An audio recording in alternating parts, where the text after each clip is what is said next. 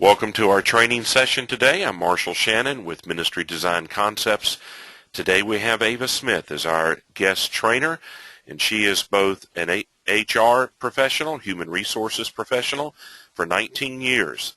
She has gathered together experience dealing with employers and employees, dealing with employee relations, compliance to the law, recruiting and retention, and training. In 2005, Ava launched her own company, Ava Smith and Associates, where she provides diversity training for nonprofits and profits. And today she is applying her years of knowledge and experience to ministry. And as you can see on the title on your board, Generational Diversity Within Your Ministry. And I'm so excited to have Ava helping me train pastors and ministry leaders. So Ava, take it away and share with us today what the Lord has prepared in your heart and life. Thanks, Marshall. I'm really excited about doing this particular topic, and I can tell you that this is actually something that could result in a 3 to 4 hour discussion. It's one of the hottest topics in the U.S. right now, whether you're talking about workforce, education, and I'm just excited to be able to share it in terms of how it looks within your ministry. So within our objectives today, we want to make sure that we discuss the traits, characteristics, communication styles, attitudes, opinions, and expectations of each generation and the impact it has on your ministry, and discuss ways to help manage the mix. So why do we want to focus on generational diversity in the first place? Well, first of all, the differences in generations will determine your members' values, expectations, and also their ethics. It also will help you avoid situations where there are breakdowns in communication and not having positive member relationships. It will help you have more successful outreach opportunities, and also in general making sure that you maximize different ways to advance the kingdom. Believe it or not, we are actually dealing with 4 generations at once. In the HR world, we are discovering that there is another generation that's coming up, but I try not to throw that one in the mix because I'm scared that I'm going to run people off. So for right now, we're going to deal with the 4 strong generations that you will most likely be very aware of and may already have questions about. So let's start with the traditionalists, which I may call veterans from this point forward because sometimes I get tongue-tied just saying that. Those are the people that are in the age group of 66 to 89, and they're born between 1922 and 1945. Another popular group that you're familiar with are the baby boomers, and depending on where you are on the spectrum of age, the baby boomers had a vast amount of different types of experiences, and we'll talk about that shortly. Sometimes some of the younger groups may have characteristics of Generation X, and some of the older folks may have more characteristics of the veterans. We also have Generation X, as you can see there, that's age 31 to 46, and we have Gen Ys, ages 11 through 30. How are they different? When I ask that question, I often hear work ethic, but I assure you that it is way more than work ethic. Look at all of these things that differentiate the differences between those 4 generational groups. Each group was touched by a certain social, political, or economical influence. Their structures of their families and how they influence their mindsets determine, what we see in terms of outputs, whether it's in the workplace or our ministries. There's differences in educations, their values. Yes, work ethic is something that is evident as being a difference. And they have different preferred leadership styles, different ways they want to communicate. They are motivated in different ways, and they receive rewards different ways. Of course, they interact differently with others. They prefer feedback in specific ways by generation, and we'll talk about that. Even their views towards ministry or church. And I specifically put church because some of the groups refer to it as ministry, and some are very adamant that they want to call it church. There's a difference in how they perceive work-life balance. Their financial behaviors are different, how they interact with technology, and their expectations. All of these things speak to generational diversity, and as pastors, you have to manage all of these different mindsets and expectations and styles and make it work. So I'm hoping that as we continue to talk, that becomes easier for you. So the veterans, also known as the traditionalists, tend to have a motto. They believe in following the chain of command. When you talk about their key characteristics, they're typically dedicated, loyal, and very compliant. They're very frugal with their money. They don't like a lot of risks, and they believe in focusing on the long term. They believe that if nothing's wrong, don't fix it, so they don't really jump into change if they feel like everything is okay. And they're very comfortable with systems that represent seniority. When it comes to their values, they believe in honor and law and order, and they work very hard and they sacrifice. The history behind this particular group is that, they are the ones that went through the Great Depression. So they are very frugal when it comes to money, and you still have a large amount of them that the mattress is their bank. They'll hide that money in the mattress. They don't really trust banks. The older side of this particular group in particular, they were the type of group that the wife stayed home, the husband worked, and he may, and I stress may, have had more than one job in his life, and if he did, it probably was just 2 jobs. They were the industry man. As a matter of fact, there was a book that was written during that time frame called The Industry Man. They tended to have deep knowledge of one particular industry or one particular subject, and they felt that they needed to be there before their boss got there, and they dare not leave until their boss went home. Very dedicated, very loyal, and as long as they retired with that gold watch and bottle of scotch, that's all the feedback that they needed. No news is good news when it comes to certain people in this particular group. They do not like to deal with people from a distance. They're very personable. They want to interact with people on a face-to-face notice, but their background dictates a lot of what you see on the screen. Then they had children, and those were the baby boomers. And their motto tends to be success equals rising to the top. When you look at their key characteristics, they're very competitive, career-focused, optimistic, and very confident. They're motivated by professional recognition and personal growth. They like to collaborate, and they value work-life balance. They have a lot of experience, and they were the group that actually saw the advances of women and people of color. Their values include teamwork and equality and gratification. Now, what I would point out is that this particular group, there were, tens of thousands of them at a time. And they weren't just competitive because they were mean. They were competitive because it was so many of them. And there was a waiting line for everything, from Girl Scouts to signing up for any type of sport or extracurricular activity. They had to share the clothes of their brothers and sisters. There were so many of them. And so they grew up being competitive. And this was the generation that was the type to pack up their family, go all the way across country for a specific job. So they equate success to their professional levels and how they have grown professionally as well as in a ministry. They do have a lot of experience because when they embraced the world, they didn't know in deep depth about one particular subject. They turned it into a situation where they knew a whole lot more about a whole lot less, but their knowledge was expanded because of it.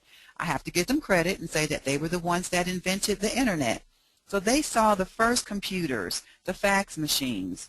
They were the ones that when they were in the 11th grade, the teacher said, turn in your slide rules. I'm going to give you this box with this blinking thing, and it's called a calculator.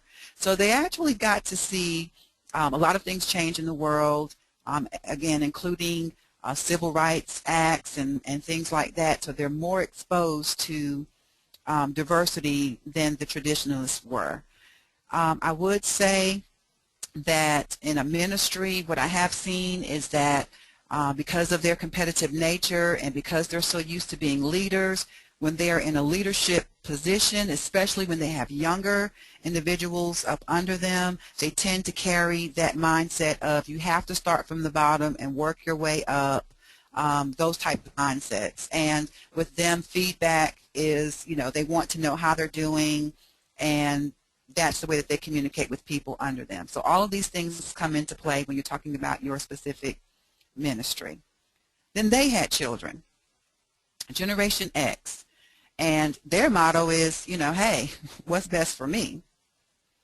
Their key characteristics is that they like autonomy.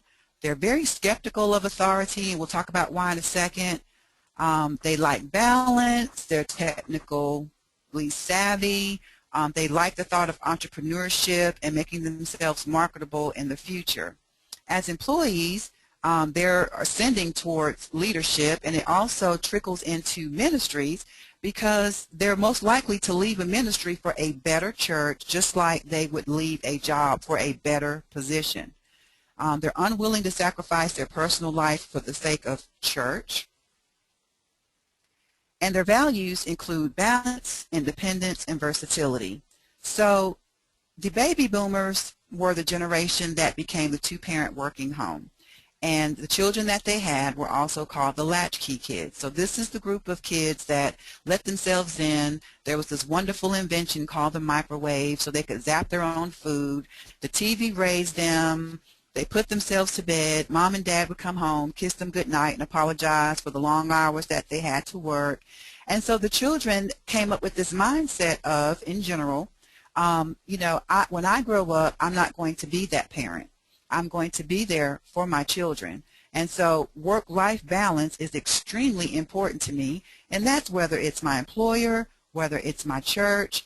I'm going to be there for my children. I'm going to make sure that I grow. I make sure that I'm still marketable, because guess what? I saw my parents work long hours, and now their 401ks are now 101ks, and they've been laid off and nobody cared about them. So I'm going to have an entrepreneurial, free agent mindset, and that mindset will not just apply to work, it's also going to apply to ministry. The Gen Ys have a motto, what's best for everyone? These are the children of the Gen X. So their characteristics are that they're multitaskers, they're very confident, they like teams, they're eager to please, and they believe in civic responsibility. As employees, they want immediate access to information and services, and they want instant feedback and constant coaching. And guess what, pastors? This also translates into their mindset within your ministry. Their values, top of the list, are diversity, fairness, innovation, and achievement. When you look at this, you wonder, okay, how did we get to this point where this generation, quote unquote, gets it? Well, the Gen X parents embraced their children. They were there constantly.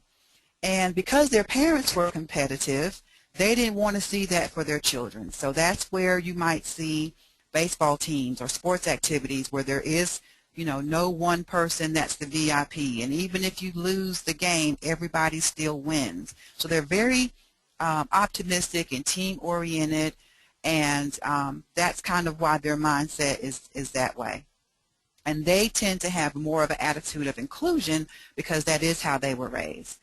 They were born into technology. That's all they know. And not just slow technology, but technology that is constantly being updated. It's better, it's faster, and they receive information that way because that's all they know.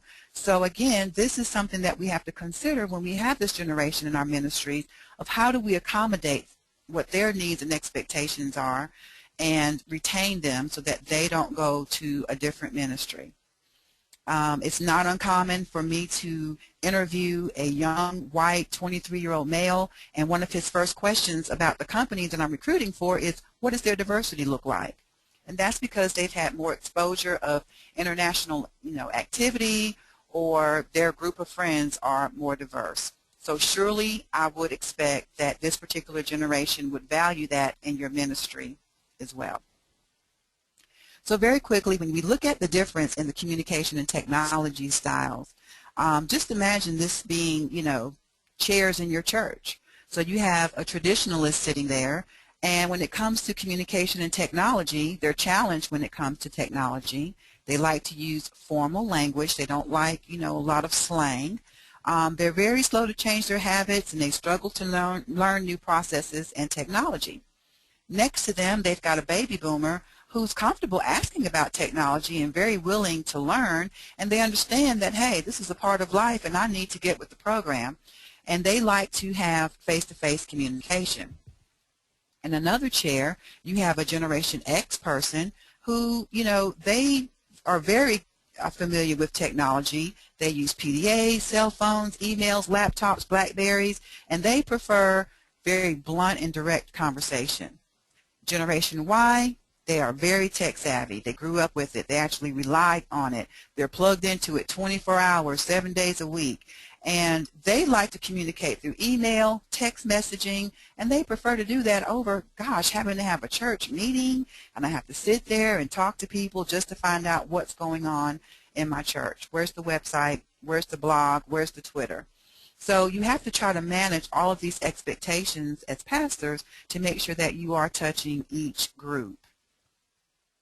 As far as expectations, the traditionalists value history, and that's why you see a lot of them that will go to a church and it was their mother's church and their grandfather's church, and they're still there because they really place value that this church is actually a part of my family's history. Baby boomers may join your church and they immediately want to make a contribution, not necessarily financially, but they want to make a difference. They want to find out what the company's vision and mission is and try to carry it out. They love teams, and they don't necessarily feel that their input should just be on merit or age. Generation X, they are dynamic young leaders. They keep on top of what's cutting edge in terms of systems and technology. They're already thinking ahead, a year ahead, on how can we make this ministry better. Let's get started now because technology is changing, people are changing, and let's change with them. They'll be a little flexible on scheduling, but they want to have clear definition of where are we going with this. What are our rules? What are our policies? Generation Y individuals, they want to be challenged. You have to really keep them challenged because their attention span keeps up with the technology. So I always advise churches to engage them in very challenging projects. They want to be treated with respect despite of their age, and again, they're very tuned into diversity, and they actually expect to see it in their ministry. When it comes to developing your members, the traditionalists are okay. As long as you don't come to them and say that there's a problem, they are fine just being there to support the pastor or the ministry and just sort of being a rock for the organization.